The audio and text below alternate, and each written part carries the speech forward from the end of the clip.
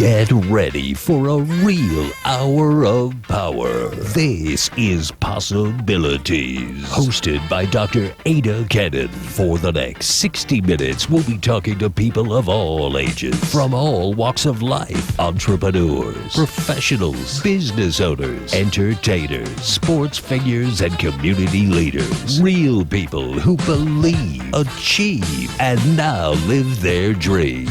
Now, let's explore possibilities. Here is Dr. Adah Cannon. Hello, Las Vegas, America, and the world, from the studios of the all-new Vegas All Net Radio, the final frontier of free speech. This is Dr. Adah Cannon. What? There's only one of you? That's right! And I'm coming out to welcome you to Possibilities, featuring conversations with everyday people of all ages and from all walks of life who believe, achieve, and live their dreams. This is the show where you never know what you're going to hear or who you're going to hear it from. Get ready for 55 minutes of great talk radio and music entertainment. Do you want to be a celebrity, a king or a queen for a day? Then be a guest on this show and share your success story with the world. Inspire someone else as they pursue their dreams. Enjoy the applause because you earned it. The telephone lines are open. Lawrence is ready for action, and I'm waiting to hear from you. So call me at 702-483-4444. That's 702-483-4444. And remember, I'm taking calls from all over the world.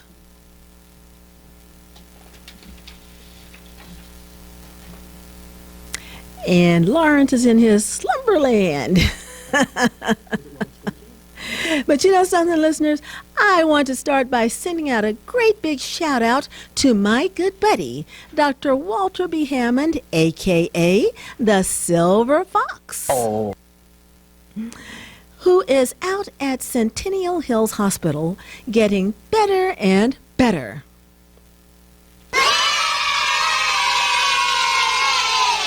Hi, Foxy. You know, I just want to take this moment to thank everyone for sending light and healing to him. I've been giving regular updates on our Facebook page. Now, just to let you know where things are at this moment, he's holding his own and taking every opportunity to chase those wonderful female nurses and techs, just like a fox would do. Imagine that. And here's a shout out to everybody at the hospital, because some of them are really pulling 24-hour shifts and are really overworked and understaffed. Now, do we have a show for you today? You know, there are some topics that I'm sure many of us don't want to admit exist, but which certainly do. And human trafficking has to be right there at the top of the list. So, we're going to talk with a man who not only has loads of information, but is working to do something about it.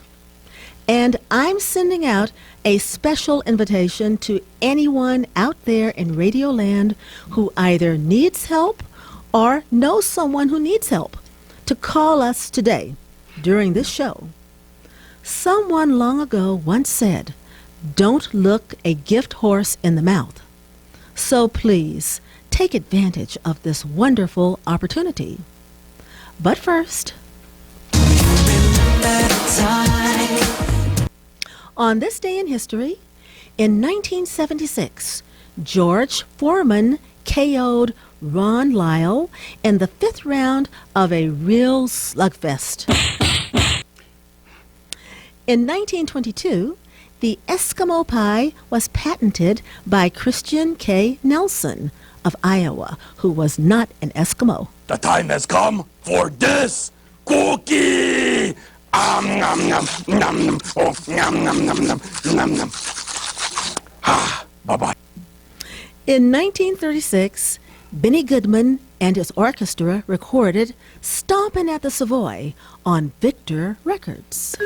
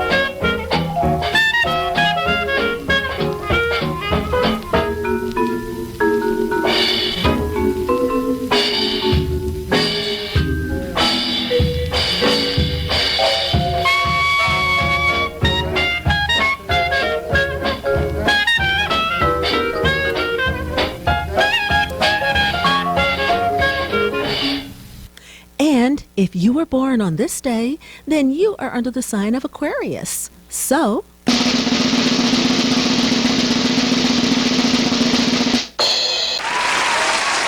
I want to give a big birthday shout out to all of my Aquarius friends, and especially those who follow Possibilities on our Facebook page.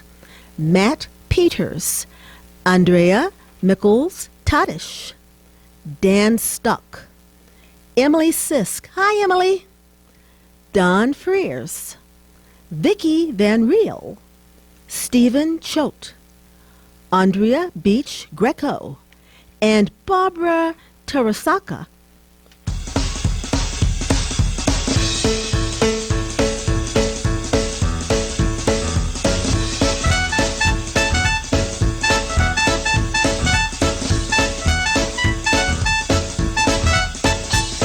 Happy birthday to you. Happy birthday to you. Happy birthday, happy birthday. Happy birthday to you.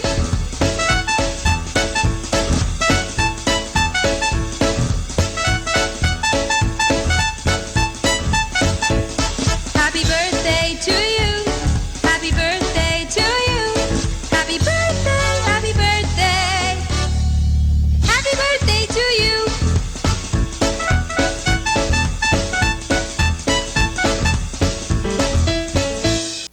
You know, I just love to give birthday shout-outs.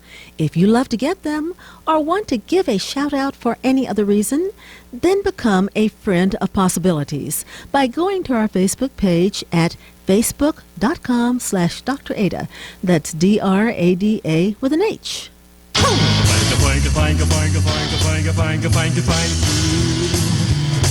very much.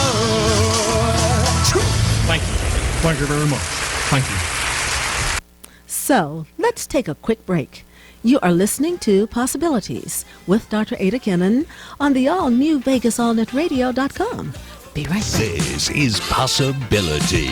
Now, here again, Dr. Ada Kennan. And welcome back to Possibilities, featuring conversations with everyday people of all ages and from all walks of life who believe, achieve, and live their dreams.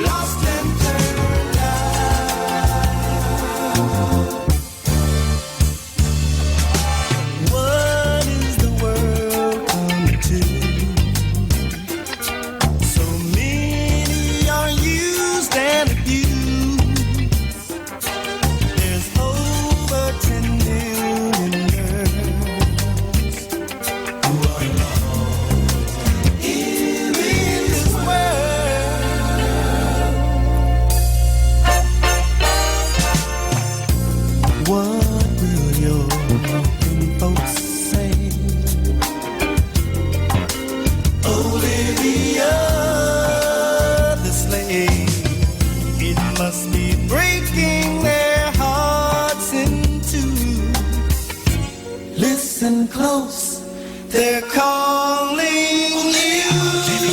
Olivia the slave got distracted on her way to grandmother's house. A wooden lamp golden came, blew her mind and changed her way. And now she's turned out, lost and turned out. Olivia, where's your will? She's lost and turned out. Don't buy that guy no Seville. Lost and turned out. Olivia the slave. Lost and turned out. Don't let him drag you to your grave. Lost and turned out. Olivia, where's your mind? Lost and turned out. He pulls you down all the time. Lost and turned out. Olivia, stop and think. Lost and turned out. He's taking your case to his bank. Lost and turned out. Olivia, break your chains. Lost and turned out. Stop using your body and use your brain. It's with great pleasure that I welcome Senior Chaplain Barry A. Minardi to Possibilities.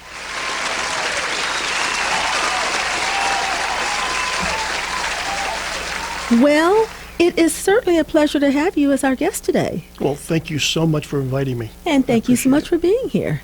Now, you know, Possibilities is all about people telling their stories about what they are doing and about how they overcame life obstacles to become successful in one way or another. And here we applaud people who believe, achieve, and live their dreams. And you certainly more than qualify in this respect. So I want to start by letting our listeners get to know who you are as well as what you're doing. And I'm just going to read a little bit of this outstanding biography that you sent to me. Wow, is this something?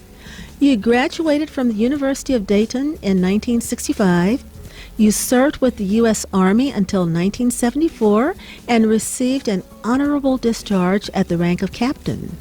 During your tour of service, you were both an airborne jump master and an instructor pilot. You served in 2 combat areas, including Vietnam, where you were awarded a Distinguished Flying Cross, Bronze Star, Army Commendation Medal with the Army Medals, Purple Heart, and Vietnamese Cross of Gallantry with Oak Leaf. You feel your status as a disabled veteran helps you assist other veterans whose experiences you have paralleled. You dedicated your life serving our Lord Christ Jesus as an ordained senior chaplain with how am I saying this? Chaplaincy, Nevada. Chaplaincy, Nevada. That's a tongue twister.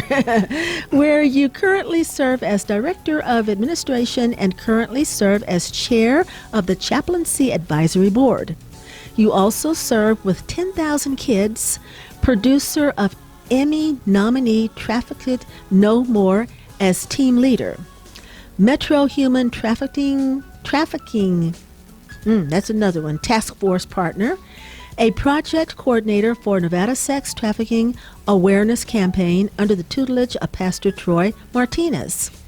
Co-chair of the Southern Nevada Community Gang Task Force on Human Trafficking. Metro RECAP, which stands for Reclaiming Every City Around Peace. First responder. Red Rock Search and Rescue Chaplain Liaison. Clark County School District Police Chaplain in Liaison. Mayor's Faith-Based Initiative on Human Trafficking Moderator, and you are a Metro volunteer with approximately 17,000 hours of service during the last 11 years.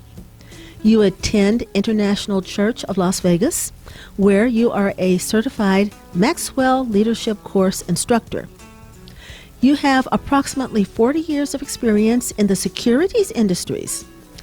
For the last 20 years, You are serving as an arbitrator for the Financial Industries Regulatory Authority, or FINRA, F-I-N-R-A. Now, having said on that, how did you become interested in human trafficking? When I gave myself to the Lord, I was looking for a passion. I didn't know that I already had that passion within me. I attended a seminar, I think it was like 2009 or so, 2010, at International Church of Las Vegas, where a Captain Larry Burns was making a presentation on human trafficking. And after listening to him for 45 minutes to an hour, he had me. Wow. I was sold. I walked up to him and I said, "To whom do I speak to get trained in this area to be able to help others?" He introduced me to a couple of folks, but one of them was Lieutenant Karen Hughes, who has since retired, and my training began. What I didn't know was I had experienced human trafficking several times in my life. And go back to the 50s when I was in born and raised in Paterson, New Jersey, where there was that, we didn't know what that was at the time, where there was a young lady that was being trafficked by her parents, subsequently went to jail. Dominican Republic in 65, where they were selling their kids just to make ends meet. And of course in Vietnam, it was pretty prominent in Vietnam. We didn't know what it was, or I didn't know what it was at the time, because for a lot of instances it was survival. So in 2009, when I decided to help, all these memories started to trigger. And I said, I've got to be able to do something about this. And I started to work with some organizations. Our chaplaincy program started in 2009. I was one of the first chaplains, as a matter of fact. And now we have 176 of them in Chaplaincy, Nevada. One correction on my bio, I finished my term as chair of the board. I'm just now on the board. Oh, okay. But I was there for 2.5 years as chair, so somebody else do it for a while. But you're still there. Oh, yes, ma'am. You're still yeah, there? Yeah, I'm still there, doing my thing. And all these activities got me to get in contact with some of these other organizations. And over the years, I'm able to work with these groups. And I've listed some of them because I think it's important that we know that there's a lot of groups out there that are fighting this hideous crime. I take a little bit of exception on January being Human Trafficking Awareness Month. And the reason for that is every month should be Human Trafficking Awareness Month. If I go to you and walk up behind you and say, "Hey," and you're not expecting, you're going to remember who I am. That's February, March, April, May, June, July, August. If in January everybody's saying, "Hey," and I do, you may not hear me. So though I think it's good to have an awareness, I just think the awareness should be 12 months a year, and that's part of my job, is to inculcate the issues involved with human trafficking. Now, talking about human trafficking, let's assume that none of the listeners knows anything about human trafficking. What is your definition of human trafficking? Simply put, anyone that's under the age of 18 that is, and I use the word forced, and they don't have to be forced. If you're under 18, it's automatically assumed that you're forced because you're under 18, to perform a sexual act. And I know there's labor trafficking and sex trafficking. My emphasis is on sex trafficking, not to slight the other issues. I don't have that expertise. So I leave it up to those folks. And it's either through fraud or coercion, okay, the use of force, and there's such a thing as boyfriend pimps. Really? Which happen in some of our schools, some of our churches, where you've got a young lady who's vulnerable. And by the way, all youngsters are vulnerable. That's why they're youngsters. And maybe they don't think they have enough love and they have enough attention at home. So in comes this guy who is driving around a nice car. He's got money. He's showering them with gifts. And all of a sudden she falls in love. She falls in love. The next step is they have sex. The second or third time they have sex, he's taking pictures. Now he's got her. Because I'm going to threaten your family. I'm going to take pictures and post it on the internet. You'll never be the same. And this is a 14, 15, 16-year-old girl. They don't have the education, the experience that adults have to logically think about it. They're afraid of what their neighbors are going to say. They're afraid what the kids are going to say. But anybody under 18 that has sex for money, it's a crime. It's against the law. And the penalties are severe. Now, talking about a couple of things, talked about penalties, and you also talked about one of the ways that a minor might get involved in sex trafficking. Are there any other ways that a minor might get involved in sex trafficking other than a boyfriend? And perceived love versus not being able to distinguish love from lust? Well, unfortunately, and statistics sometimes don't really mean anything, but in this case, I think they do. Our statistics as of 2014 said that at least 30% of the kids that are being trafficked are trafficked by their own families. By the whole family? By their own families. By their own families? Yes, ma'am. Yes, ma'am. Wow, now, talk about that. Now let's look at the situation. Understand, I'm not condoning this, but you have a family that's maybe a single mom and that has 7, 8, 9 kids. They're not here legally, so they have to hide someplace. They have no resources. The oldest or second oldest kid happens to be a daughter. That daughter could be expected to go out and bring in the money for the family. But that kid's only 14, 15, 16 years old.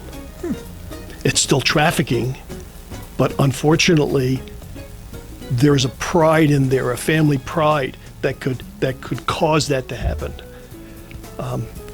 Families kids from abusive families, when they see mom and dad arguing all the time and fighting all the time, and all of a sudden the kid's going to blame themselves. My parents got divorced, it's my fault. Well, we know it's not their fault, but we're adults knowing it's not their fault. They don't know that, so they try to make it right by thinking their worth is low, and they find these boyfriends. Or they might go out drinking sometime. I know they're not supposed to, they're underage. Tell that to a kid, and they find this nice guy who ends up being a pimp, and he threatens them. Once he has them, then to keep them is the fear, the threats, the drugs, the drinking, the physical violence, the beating up, the branding, the tattooing, all these symptoms that we see. But when we see these symptoms, it's already too late. What I mean by too late is awareness isn't the issue. Now the kids have to be rescued. I have the philosophy, though, I work with several organizations. Hookers for Jesus, for instance, was Annie Lobart, who does the Destiny House, which is a place for girls to recover, if you will. But I believe that the proper way to diminish, because my own personal opinions, they'll never get rid of it. As long as man has free will and guys have this demand for some ignorant reason, there's going to be problems like this. But what we can do is, I think it'd be a lot more beneficial for us to rescue seeds and train seeds than it is to rescue a tree. We need to get to the kids, and whether it's in churches or schools or to private groups, and get them together, get their parents to talk to them about human trafficking, and get some of these parents out of denial, saying, well, it can't happen to me. I give my daughter everything she wants. Yeah, everything but the right thing. Now, on that note, what are the state and federal guidelines and laws as it applies to human trafficking? Is there any difference? How supportive? Because, just common sense would say that this is not a good thing to have happen. This is not right. So what's happening at the state level, and does it differ from what's happening at the federal level? Before, I believe it was 2013, there were no definitive sex trafficking laws here in the state of Nevada. Through some tremendous pressure by the faith-based groups, law enforcement groups, we went ahead and and that got it unanimously passed, I believe, too, AB 67, which defines the laws and defines the penalties for sex trafficking. Now, these particular rules, and it's right in this booklet that I have here, these rules parallel the federal guidelines.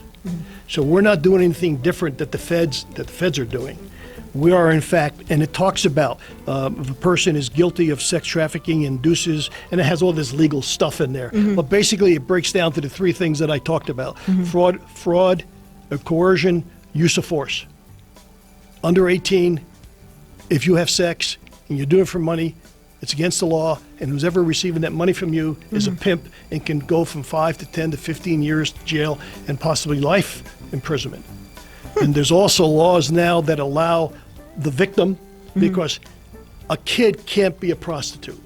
There's no way. That person is a victim forced into sex crimes. And now there's a law which allows that kid to get reimbursed by that so-called pimp once they're in jail. So the victim can actually sue the sex trafficker? Absolutely. Absolutely. And all that has occurred in these last few years. And we expect more to come up. I mean, this is, here we go again with the Awareness Month. Well, every month we have people that go to Carson City. We work closely with the mayor's office. We work closely with Las Vegas Metropolitan Police Department and the other police departments that are in the area, North Las Vegas, Henderson, because law enforcement they have kids too. And they know they can't arrest their way out of the problem. It's got to be done in conjunction with the faith-based community, which is what we are. Now, I just happen to be a faith-based community that has some combat experience, but I'm still a faith-based community. Now, you talked about communities. In doing research preparation for what we're going to be talking about today, it's my understanding that prostitution of adults is legal in 11 rural counties in Nevada. But, and this comes, I'm talking about now the brothel, okay? Okay. Are the brothels being used to traffic children? And how is that, if so, how is that happening? How is that being supported, continued, condoned? Because isn't that a form of slavery? Yes, it is. I don't know of any brothels that are using kids.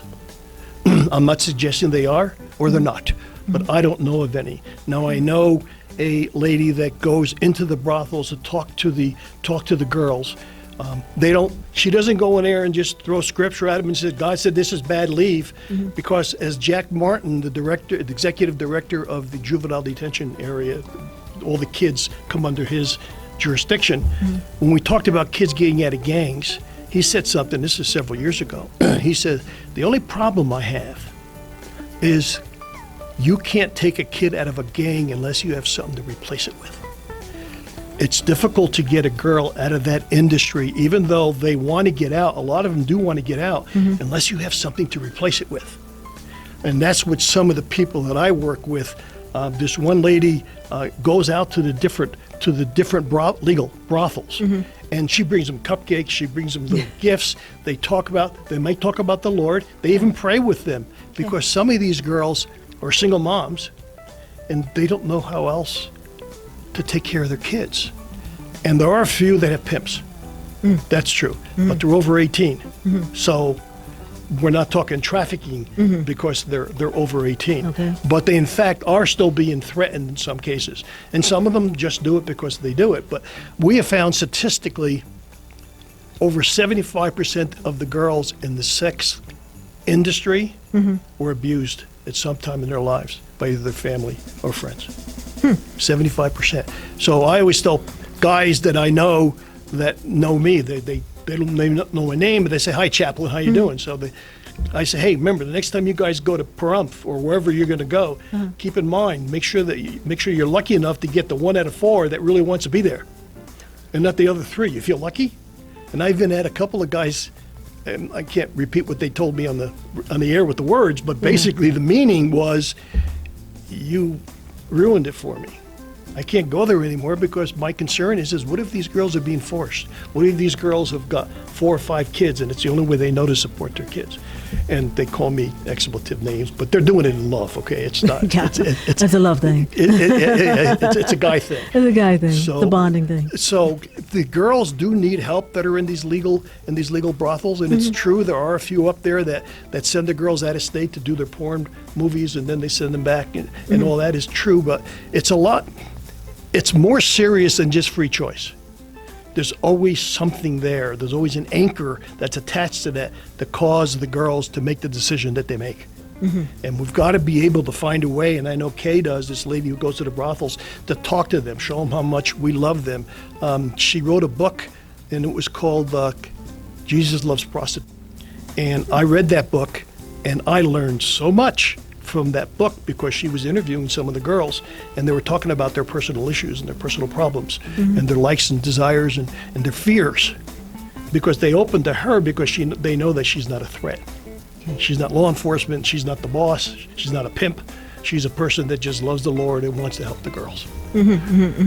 Now, do you have any idea about the rate of return to prostitution that happens with the kids who are involved, who go through support programs, who get the assistance? I mean, how many actually return to this? That is a good question. I don't have the answer to that. I'm sure Pastor Troy Martinez has got those statistics. Okay. I do know, though, I've got a couple of examples where a girl was, like a better terms, being pimped out in one of the schools that she was going to, got caught. He went to jail. She had some help, but they still communicated back and forth. He was released from prison, and the mother couldn't get her to stop seeing the kid or the adult or whatever he was. He was an adult. He was over 18. So it does happen that way. It's a lot more serious. It's a mindset. The self-worth is so low in some of these young ladies that it takes someone, almost someone who's been there and been through it, to show them that, well, it's like me when I talk to combat vets. I've been there, I've survived, and so when they're feeling down about themselves, I'm able to talk to them saying, yo, look at me. I've done it, I'm here, I can help you go through this because I've been through it myself. Okay, so you can serve as a real-life example. You've experienced it. There's no distance.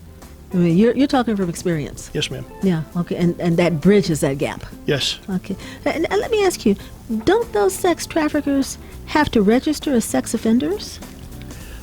I mean, aren't there some tabs that are kept on them once they go through that process to kind of, keep them at bay?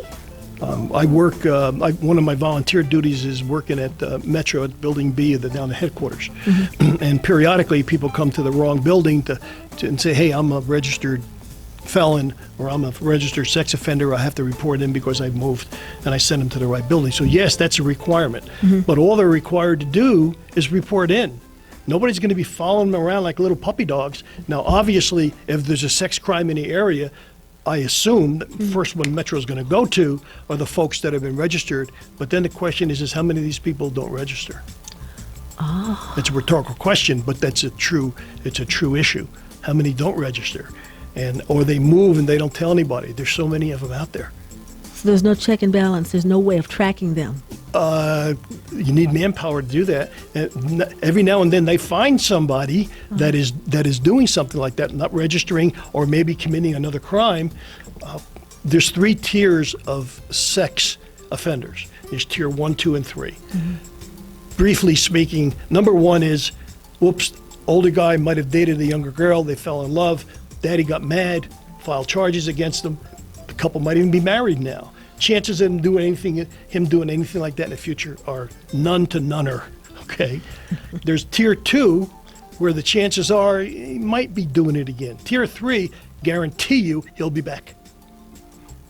I know a friend of mine who's a lieutenant in one of the prisons, and he and I were talking about his job, and I said, how do you do it? And he says the toughest job is going to some of these, because they keep these folks isolated, obviously, these sex offenders, and some of them are sitting there conspiring strategy on what best they can do when they get out to attract kids. Well, and that raises another point, another question. How do the other inmates in prison who are incarcerated treat sex offenders, especially of children, minors? I mean, It is my understanding from some of the prison officials that I've talked to, that's why they have to separate them, okay. because their longevity would be very, very short. Because some of these convicts, they may be murderers, who knows, robbers, whatever they do, but stay away from my kids. And so they Okay. keep them usually isolated and let them out of their cells 1 hour a day for, and that kind of a thing. Okay. But if I may on this, I don't like to use statistics again, but there are a couple here that are important. In a period of June of 14 to December 2014, there was a sting. It was a combination between the federal government and some other agencies. They recovered over 500,000 explicit pictures, 2,700 videos of kids having sex. They prosecuted 145 cases, some multiple, with 219 convictions. All of them, Southern Nevada. Multiply that by state of Nevada, California, Utah, New York, New Jersey. That's how big this problem is, because these pimps have got a network, and if it gets too hot here, they transfer them out to another state. And if the kids don't behave and the drugs don't work, they're dead. Hold that thought, because we need to take a very quick commercial break. But I want to continue this conversation when we come back. So can you stay with us? I would love to. All right, we're going to take a quick break. You're listening to Possibilities with Dr. Adah Kennan on the all-new VegasAllNetRadio.com. This is Possibility. Now, here again, Dr. Adah Kennan. And welcome back to Possibilities, featuring conversations with everyday people of all ages and from all walks of life who believe, achieve, and live their dreams. Now, admit it, wouldn't it be great to tell your story on the... Well, you can, right here on Possibilities. What roadblocks did you encounter on your journey, and what kept you moving forward to become successful? What was waiting for you at the end of your rainbow, or are you still a work in process? What words of encouragement can you pass on? Just drop me a line at skittledo@gmail.com. That's SKITLDU @gmail.com, and I'll get right back to you. You can visit www.adahkennan.com. That's ADAHKENNON.com for all of the particulars, and keep up with all of the show news at www.facebook.com/Dr. Adah. So come on and be a guest on my show. And if you like what you hear and love how it feels to say it, then become a show sponsor. Whether you are an established business owner or just starting out, whether you're here in Las Vegas or relocating to the Valley, I'd love to tell you about the very budget-friendly options included in my promotional media packages. Now, if you just tuned in, we're talking with Chaplain Barry A. Minardi, and the topic is human trafficking. Now, before our commercial break, we were talking about some very interesting statistics, and I want to get your reaction to what I'm going to read to you. Although illegal, 90% of prostitution in Nevada occurs in Las Vegas. In 2009, Las Vegas was identified by the FBI as one of the 14 cities in the United States with high rates of child prostitution. Las Vegas police claimed that roughly 400 children are picked off the streets from prostitution each year. The U.S. Justice Department has also named Las Vegas among the 17 most likely destinations for human trafficking. Shared Hope International says Las Vegas is a major hub for child sex trafficking, in part because of the hypersexualized entertainment industry, easy access to alcohol and drugs, and 24-hour gambling. Now, I would guess that this is common knowledge. Why does it continue? Very complicated question. I'll answer it simply. It's called demand. Aaron Hensel is a very good friend of mine. Aaron has a organization called the Demand Project. And what we do is we go out to the community and have meetings with men to tell them, don't do this. Stop messing with kids. It's called Be a Voice. It's beavoice.com, and I'll leave you the information on it here. Okay. In an all things being equal world, if there weren't a demand, there wouldn't be a supply. Well, we know there was always going to be a demand. Aaron was involved in an issue up in Reno, where the police were doing some sort of an act with a police officer, female, who looked like a kid. Within the first, I believe he said, within the first hour on the phone soliciting, she had over 200 requests for dates. Wow. They captured one guy. Of course, they had him handcuffed, and Aaron walked him. I got to find out, why do you do this? And he said, well, I walked around the motel about 3 times because I wasn't sure, but I'm having problems with my wife, and I wanted to do something different. Now, that's not an excuse. I mean, that any man that wants to mess around with a kid is wrong, period, end of sentence.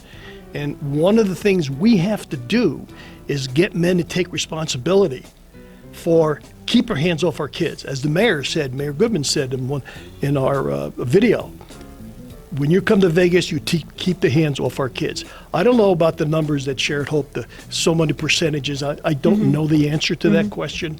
I do know that prostitution is high here. How high? I don't know. It's not my job to stop prostitution. It's my job to stop trafficking of kids. Let somebody else through the legislature take care of prostitution. Okay, there's just so much one can do in their life. So I think demand is one of the problems that we have there. Okay. Weakness. If you're a man listening to this radio and you like to have sex with kids, you're a bully. You're weak. You need help. You need to stop that immediately, because if the law doesn't punish you, the man upstairs is going to really punish you. And you have to stop doing that. Example, I read in the newspaper today or yesterday, the guy that directs that show that's on, I can't remember the name of it now, it's Law and Order. Okay. Yeah. He was arrested for child pornography Really? the other day. Yeah. Now he's got a wife and he's got 2 kids. And I don't know any more than that because I just read it and I've posted it I shared it on Facebook. You really don't, just because a man wears a suit, just because a man has a prominent position, it doesn't mean that he's not in the gutter someplace. And we have to be very, very careful of that. And that's what's one of the reasons why I try to emphasize education and awareness to these kids. So just because a man is flashing around a gold American Express card, no offense on American Express, because I have a gold card, okay? But just because he's flashing around a card like that, it doesn't mean that his heart's in the right place. Now you're talking about men doing this to girls. Are women doing this to boys? Yeah, unfortunately they are. The statistics are in reverse. But I believe it's 4 out of 5 of the kids that are being sexually molested are girls. But there is that 5th in there that are boys being selected also, and I don't know whether it's women on men on men. I have no idea, but I do know that there's that 1/4 or that 20% that is, which is still a problem. So that's why, even though I refer to they need help. I obviously men and mean anybody that's in Any that. child. Yes, ma'am. Anybody that's in the environment. Now talk to me a little bit about what you're involved with to address this.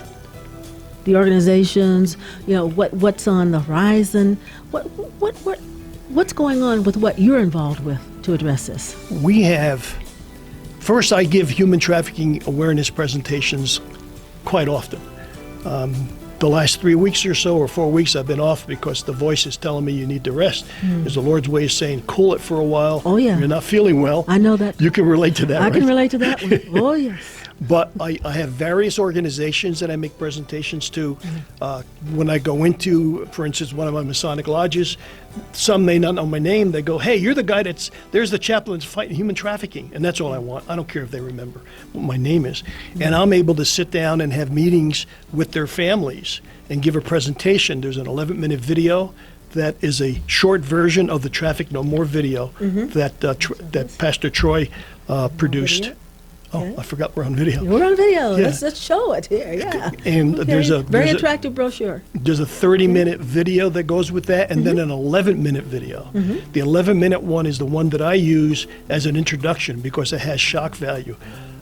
The girl who's portrayed in that book, I know the family, and she was murdered 8 months pregnant. The baby was almost full term. When they laid her out, they laid out her with the kid. Imagine having that sight the rest of your life. And the crime was, as far as we know, unsolved. That's the tragedy of what can happen to these girls if we don't protect them. And so my job, and I know my limitations, I'm not going to go rescue a young lady. I don't have that within me. But I can help by talking about human trafficking and the problems that are involved and what we can do to help our children. We're either, and as far as I'm concerned, there's two kinds of people out there. You're part of the problem or you're part of the solution. There's no in between. It's either black or white, period, end of sentence. And that's the way I tell people, and I tell parents, don't be a friend, be a parent. You got plenty of time to be a friend later. And if you're a friend, don't be a coward, be a friend. There's nothing wrong with turning on one of your students that you know is pimping out a kid. Nothing wrong with that whatsoever. In my opinion, you're a hero. And so, but it's an ongoing fight. And between the Demand Project with Aaron Hensel, and we've got some other people that I work with also, obviously Pastor Troy Martinez and 10,000 Kids, and I can go on and on. And you know something, because you can go on and on, we're going to continue this conversation next week. And listeners, make sure you tune in, because what a continuation that's going to be. But contact information, how can people get in contact with you for more information about what you're doing? I've got a email address, which is, I've got a couple of them, but the one that I look at most of the time would be Chaplain BAM, it's BAM, which is my initials. BAM, B-A-M. At AOL.com. And my phone number is 702-523-3052. We need everybody to join the fight to protect our kids. All right. And I want to thank you for being with us today. And I hope you'll come back next week with our guest, because we want to hear more about this, because it's been an honor and a pleasure. And you know what? You are our celebrity for a day. A big smile. Well, listeners, it's that time again. Remember that each show goes into the archives on the Possibilities show page at www.vegasallnetradio.com. So download the Vegas Allnet Radio app to listen live to whatever device connects you with the internet, your laptop, notebook, iPhone, or Android, and then you can sit back, relax, play, and enjoy a show that you know you'll love over and over again. And that's Possibilities, anywhere in the world, anytime you want to hear it. So remember to like Possibilities on Facebook, follow the conversation on Twitter, and check out the show Facebook page every day at www.facebook.com/Dr. Adah. Thanks to my special guest, Senior Chaplain Barry A. Minardi, and we hope to have you back next week with additions. My good buddy, Dr. Walter B. Hammond, the Silver Fox, continue on that good journey to wealth and health. Ryan Silver, production manager. Lawrence here in the studio, who made it all happen, along with John, who's manning the camera. Ricky Cash, Aaron Phillips, and John Stiles, owners and station managers here at Vegas Unwrapped, and all your listeners out there in Radio Land. Until next week, this is Dr. Adah Kennan, and I'll see you later.